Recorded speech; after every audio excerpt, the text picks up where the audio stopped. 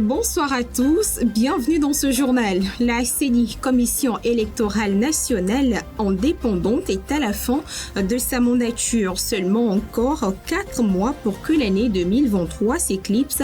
Les régionales prévues pour le compte de l'année pourront-elles toujours se tenir avant sa fin?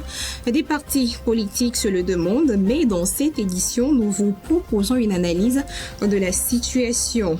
La décision des autorités quant au port obligatoire de casque par les passagers à dos de moto a pris effet depuis ce jeudi.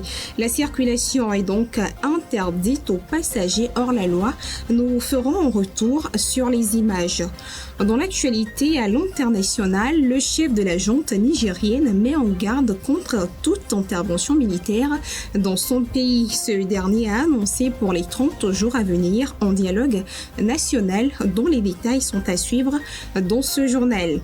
Enfin, de l'autre côté, dans le monde du football, le joueur Lionel Messi décroche déjà son premier trophée à l'Inter Miami. Nous vous rapportons les suites. C'était les titres, allons en développement. Bienvenue dans ce journal politique. À l'entame de cette édition, les élections régionales pourront-elles se tenir encore avant la fin de cette année qui s'éclipse dans 4 mois? La préoccupation revient de plus en plus au sein des partis politiques. Ceci d'autant plus que la CENI doit faire objet de reconstitution car arrivé à la fin de sa mandature. Analyse de la situation dans ce récit de Kofi Klié.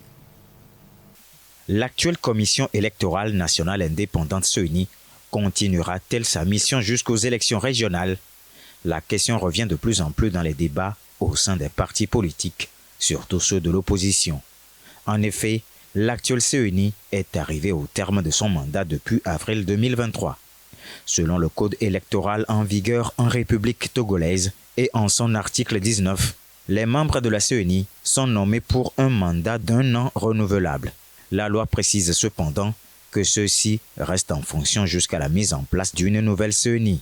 Au cadre permanent de concertation, le débat n'est pas encore clos sur la nécessité de renouveler la CENI en reconduisant tout simplement les actuels membres ou en nommant d'autres. À en croire les membres du cadre permanent de concertation, l'option du renouvellement de la CENI reçoit avis favorable du gouvernement. Pour la première fois dans les compétitions électorales, l'actuelle CENI est celle qui est arrivée à la fin de son mandat sans pouvoir organiser des élections.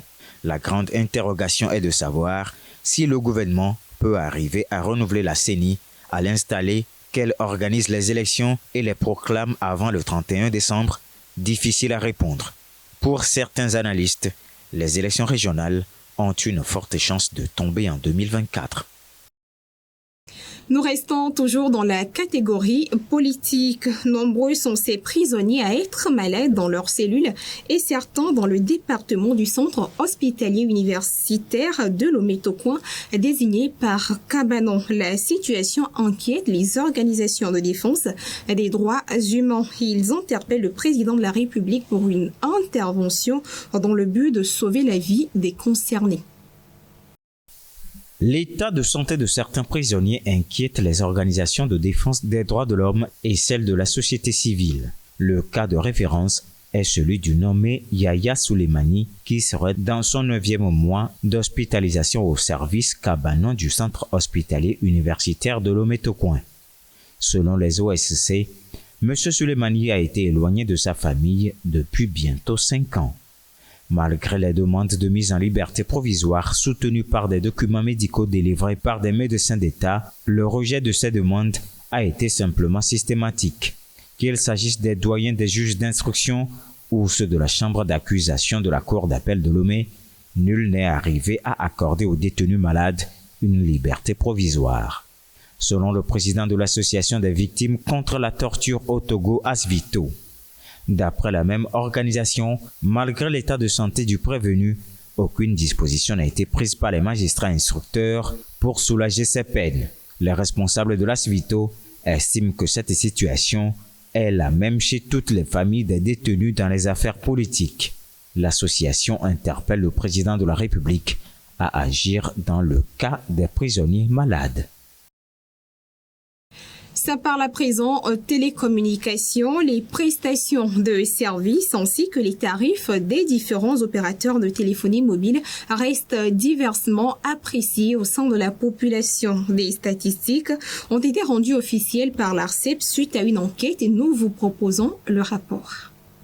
De 51% en 2022, le taux global d'insatisfaction des consommateurs de services de téléphonie mobile au Togo est passé à 56% en 2023. Dans les détails, Move Africa Togo s'en sort avec un taux d'insatisfaction de 43%, alors que Togo Cellulaire affiche un taux de 62%. Ces statistiques relèvent d'une enquête récemment menée par l'Autorité de régulation des communications électroniques et des postes ARCEP. En ce qui concerne les tarifs, ceux du groupe Togo Cellulaire sont jugés élevés par 84% de la clientèle contre 65% pour Move Africa Togo. Revenant à la connectivité, une amélioration de la perception par les utilisateurs a été constatée. 63% l'année dernière, le taux d'insatisfaction de la connectivité se chiffre désormais à 54% avec une amélioration de notes pour le groupe Vivendi Afrique, dit Canal Box. Cependant, il faut tout de même préciser que 42% des clients des fournisseurs d'accès à Internet jugent les services de mauvaise qualité, 41% pour Togocom et 52% pour le groupe Vivendi Afrique, pour être un peu plus précis. Au vu de ces chiffres, les opérateurs mobiles et les fournisseurs d'accès Internet sont clairement appelés à investir davantage pour améliorer la qualité de leurs services, mais aussi réduire leurs tarifs. Une recommandation d'ailleurs faite par l'ARCEP. Nous vous l'avons dit dans les titres, depuis ce jeudi, les passagers à dos de moto sans casque sont empêchés de circuler.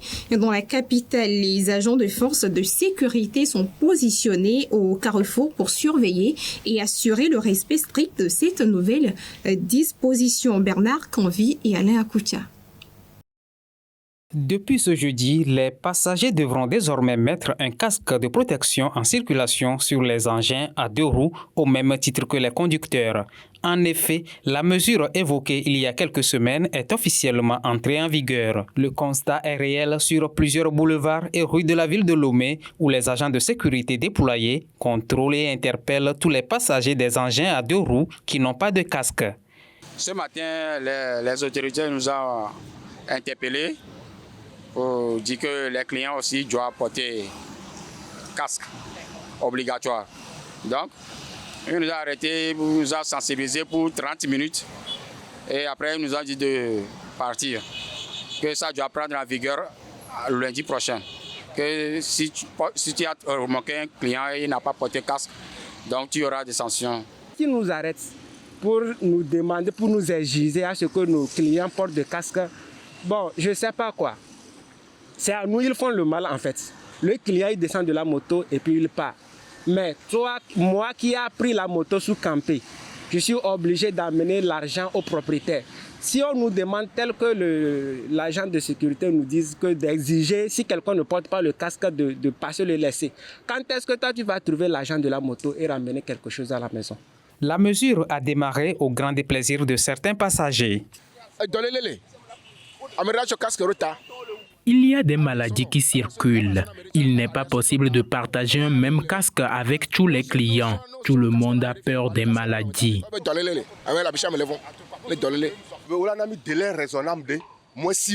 Normalement, ils doivent nous donner un délai de 6 mois au moins pour la sensibilisation avant d'agir. Je n'ai pas de moyens de déplacement. À cause de ce problème de casque, les conducteurs de taxi-moto refusent de me prendre. Je vais à Adido Gomé. J'ai parcouru plus de 4 km à pied. C'est pas bien. 4 km, Pour l'heure, l'accent est mis sur la sensibilisation. Puis viendra le moment des sanctions. Rappelons que cette mesure vise à protéger l'intégrité physique des passagers et à réduire les risques d'accidents graves du fait du défaut de casque. L'usage détourné de certains produits chimiques dans l'alimentation à des fins commerciales est dangereuse pour la santé des populations. Et pourtant, c'est le cas de l'utilisation du formol dans les produits alimentaires dans plusieurs pays africains. Bernard Canvi s'est intéressé au sujet et voici ce qu'il nous propose.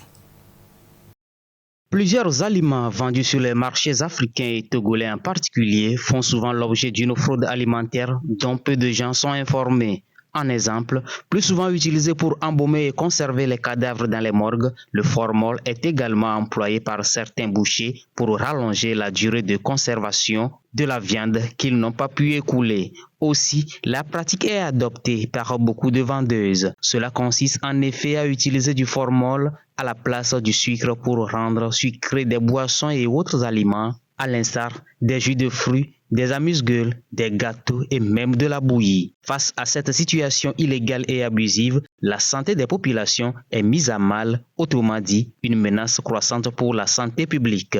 En effet, l'inhalation du formol, selon les scientifiques, peut entraîner des maux de tête, des nausées et l'irritation des voies respiratoires, sans oublier le facteur cancérigène de cette substance.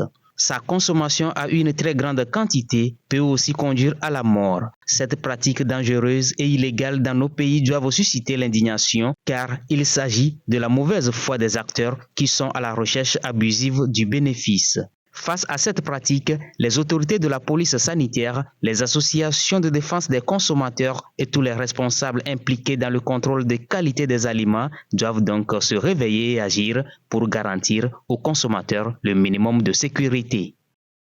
Nous partons pour la pêche pour clore les actualités à la page nationale. Les activités de pêche sont suspendues sur le lac Nangbeto pour une période de 3 mois. Cette décision, les autorités togolaises ayant pris effet ce mardi dernier, a pour but de préserver les ressources du lac et suivant les détails d'Harold Mensan-Eto. Mardi dernier, le Togo a annoncé la suspension des activités de pêche sur le lac Nangbeto pour une période de 3 mois. Cette initiative des autorités togolaises en charge de la pêche vise à offrir une période de répit biologique à l'écosystème du lac. Les 3 mois de repos sont nécessaires pour la reconstitution des stocks halieutiques et la pérennisation de la pêche à Nangbeto. Lors de cette période, une interdiction totale de la pêche, du transport et de la vente de produits issus du lac est rigoureusement appliquée.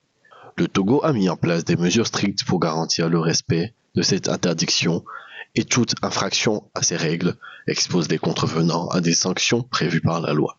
Le lac Nangbeto, situé dans la région des Plateaux, est exploité par le Togo et le Bénin, constitue un réservoir d'eau, un point de pêche important pour les populations environnantes et une source d'énergie à travers le barrage hydroélectrique qui s'y trouve.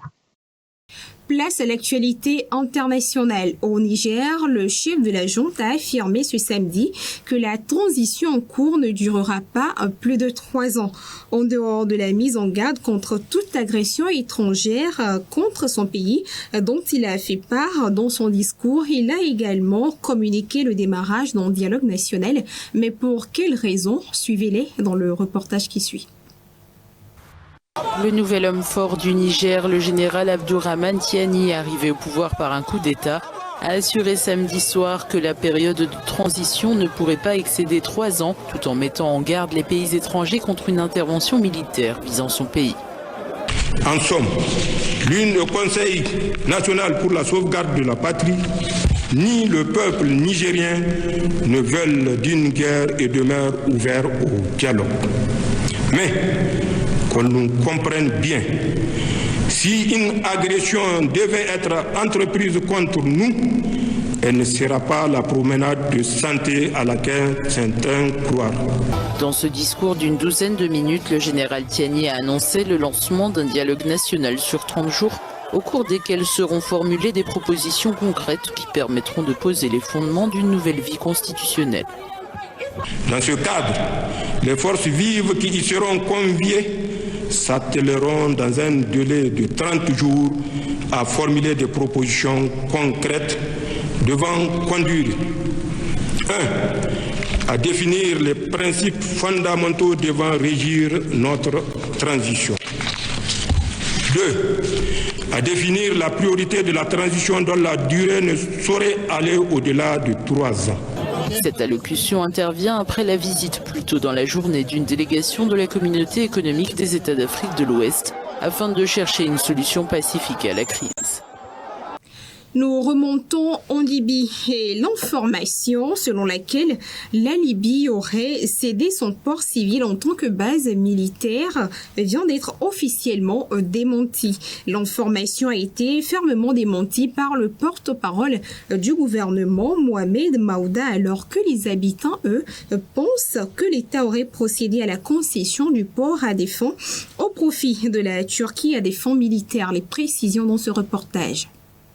Le gouvernement d'unité nationale libyen basé à Tripoli nie catégoriquement avoir cédé les droits sur un important port civil ou autorisé son utilisation comme base militaire par des forces étrangères. Mohamed Hamouda, le porte-parole du gouvernement d'Abdelhamid Dbeiba, a officiellement démenti ces affirmations.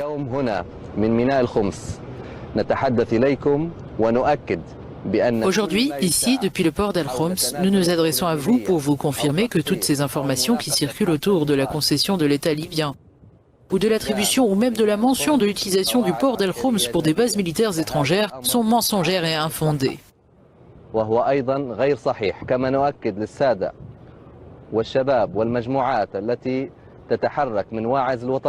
Nous assurons également aux jeunes et aux groupes animés par le patriotisme que ces informations parues dans les médias sont fausses et que toute action visant des biens publics aura des conséquences juridiques. Des centaines d'habitants de cette ville côtière s'étaient mobilisés, accusant le gouvernement de vouloir céder une partie de ce port civil au profit de la Turquie à des fins militaires. Le port d'Al-Khoms est l'un des plus grands et importants ports de Libye. Il peut accueillir 1 million de tonnes de conteneurs par an. Avec celui de Misrata, il est considéré comme un site stratégique. Malgré les lourdes conséquences des différentes crises à l'instar de la guerre en Ukraine, de la Covid-19, sans oublier la crise financière mondiale sur l'économie des différents pays, la Zambie, elle, a pu finalement faire sortir la tête de l'eau et amortir sa dette, et ceci au travers d'une stratégie qui pourrait, selon les observateurs, inspirer d'autres pays se trouvant dans les mêmes conditions. Les précisions.